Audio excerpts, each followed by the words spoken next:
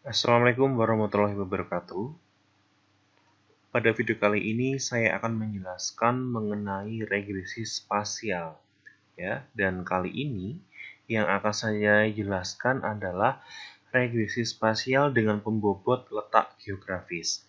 Nah, sebenarnya regresi spasial dengan pembobot letak geografis itu adalah pengembangan dari regresi berganda yang sudah pernah kita pelajari, atau teman-teman bisa simak pada video sebelumnya. Nah, kalau kita belajar secara lebih jeli bahwa untuk regresi itu sebenarnya intinya sama. Jadi dari pembentukan model, kemudian kebaikan model, ada signifikasi koefisien parameter model, yang berikutnya adalah asumsi klasik residual yang meliputi heterogeneisitas, autokorelasi, dan distribusi normal. Nah, kemudian, kalau kita berbicara mengenai regresi linear berganda, tentunya pembentukan model yang dihasilkan itu adalah bersifat global, yang artinya semua objek penelitian akan memiliki nilai koefisien parameter yang sama. Nah, kemudian untuk mensiasati tersebut, karena memang setiap karakteristik daerah itu bisa menghasilkan kondisi yang berbeda, maka kita bisa mengembangkan koefisien parameter itu tidak lagi bersifat global tapi menjadi bersifat lokal, yang artinya bahwa setiap objek penelitian itu nanti akan memiliki koefisien parameter yang berbeda-beda. Sebagai contoh sederhananya saja, misalkan dari suatu kelas ini kan kita mengambil 5 sampel mahasiswa. Nah, jika kita berbicara mengenai nilai mahasiswa, tentunya setiap mahasiswa itu akan memiliki faktor-faktor yang berbeda-beda. Nah, oleh karena itulah dikembangkanlah koefisien parameter yang bersifat lokal. Tapi kalau kita menggunakan koefisien parameter yang bersifat global, itu nanti kelima mahasiswa itu akan digeneralisasi memiliki koefisien parameter yang sama. Variabel X yang berpengaruh sama, besarnya pengaruhnya juga sama. Nah, karena kesamaan itulah yang disebut dengan persamaan yang bersifat global. Sementara kalau bersifat lokal, dia tidak akan sama antar objek penelitian. Nah, ketika nanti koefisien parameter yang bersifat lokal, maka disebut dengan regresi spasial. Ya. Berikutnya adalah regresi berganda, regresi logistik, regresi Poisson. Jadi sebenarnya regresi itu sebenarnya banyak sekali. Ini saya hanya menyebutkan 3 saja. Jadi kalau regresi berganda sudah pernah kita pelajari, regresi logistik bisa disimak pada video saya sebelumnya. Kalau regresi Poisson itu adalah nanti berkaitan sama nilai Y-nya, sama kayak logistik, berkaitan sama Y-nya. Kalau logistik kemarin adalah Y-nya yang bersifat kualitatif yang memiliki 2 kategori. Kalau Poisson di sini adalah kuantitatif, namun dia sifatnya adalah data countable, data yang berhitung. Sebagai contoh, Y-nya adalah jumlah kematian ibu melahirkan, kemudian jumlah kematian akibat DBD, itu kan datanya berupa data count, data yang bersifat dapat dihitung dan kejadiannya itu jarang sekali. Nah, oleh karena itu disebut dengan regresi Poisson. Jadi antara regresi berganda, regresi logistik, maupun regresi Poisson itu sebenarnya ketiganya itu hampir sama, yang membedakan adalah Y-nya. Seperti itu.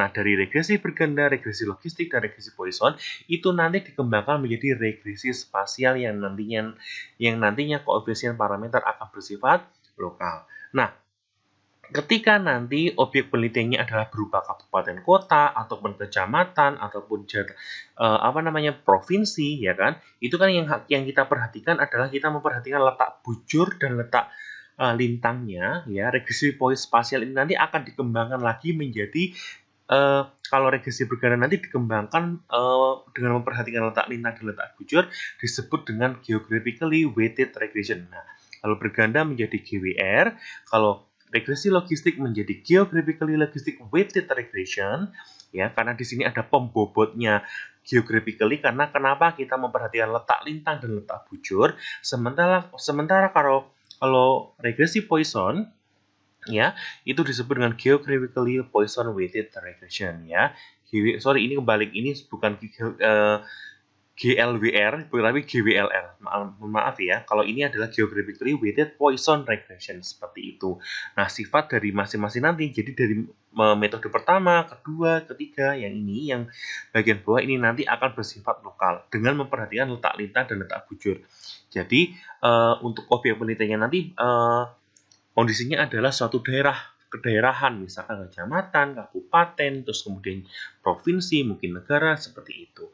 Nah, karena bersifat lokal, maka dapat pula dikembangkan yang artinya nanti metode GWR, GWPR, GWLR itu nanti bersifat non parametrik karena koefisien parameternya lokal, maka nanti kalau kita belajar lebih lanjut, maka kita bisa gunakan gabungan antara koefisien parameter global dan lokal yang disebut nanti dengan metode semi parametrik. Cuman itu nanti kita pelajari lebih lanjut saja. Nah, terus kemudian yang kita fokuskan hari ini adalah kita berbicara mengenai GWR. Ya, GWR itu sendiri adalah serangkaiannya. GWR tadi pengembangan dari metode regresi berganda. Nah, karena kita menggunakan regresi berganda, sehingga untuk ketika kita nanti menggunakan metode GWR untuk analisis, maka kita harus menganalisis dulu model regresi bergandanya, baru nanti model GWR-nya, karena dasarnya adalah regresi berganda. Nah, bagaimana langkah-langkah geographically weighted regression?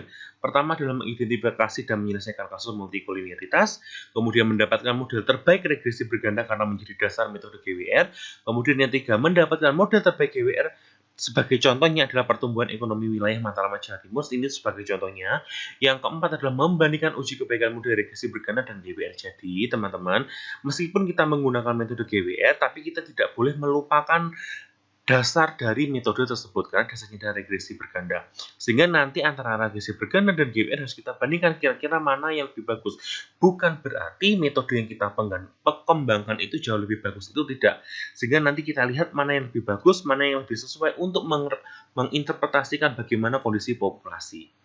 Nah, terus kemudian ini adalah GWR. GWR merupakan metode statistika yang dikembangkan dari metode regresi berganda, di mana letak lintang dan bujur dari masing-masing objek penelitian dijadikan sebagai pembobot. Ya, nah ini nanti silakan teman-teman bisa simak sendiri, silakan teman-teman baca. Nah, ini adalah modelnya. Modelnya nanti adalah per I. Jadi Y-nya itu adalah sebanyak, kalau misalkan kita berbicara mengenai regresi berganda, itu nanti objek penelitiannya 10 tapi pasti modelnya cuma 1. Tapi kalau GWR ataupun GWLR ataupun GWPR, ketika nanti objek pengamatannya sebanyak 10, maka model yang kita hasilkan juga sebanyak 10 ya. Nah, ini adalah bentuk pengujian hipotesisnya, ada signifikasi koefisien parameter model, terus kemudian ada pengujian parsial parameter, kemudian ada pembobot optimum. Jadi dalam metode geographically weighted regression maupun yang lainnya tadi, hal utama yang paling penting adalah fungsi kernel karena digunakan untuk menjadi pembobotnya. Nah, jadi nanti ketika kita melakukan analisis harus dicoba satu-satu. Bagaimana ya hasilnya kalau menggunakan Gauss kernel? Bagaimana hasilnya dengan adaptive B-square? Bagaimana kalau menggunakan fungsi pembobot B-square? Atau bagaimana dengan menggunakan adaptive Gaussian? Nah, itu harus kita cek satu persatu kira-kira mana yang lebih bagus.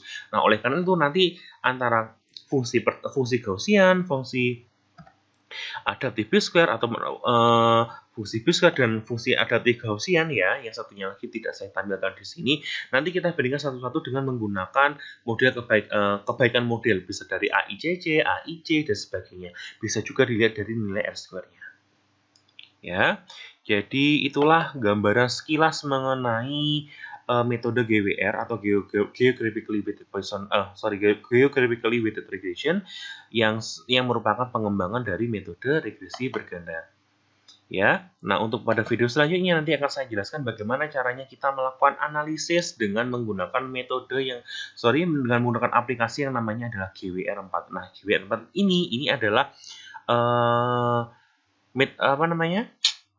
software statistika yang akan kita gunakan untuk analisis. Ya, ketika nanti kita menganalisis regresi spasial tentunya dengan pembabat geografis, maka kita menggunakan metode GWR4 supaya untuk lebih cepat dalam kita melakukan analisis. Demikian video penjelasan mengenai GWR ya.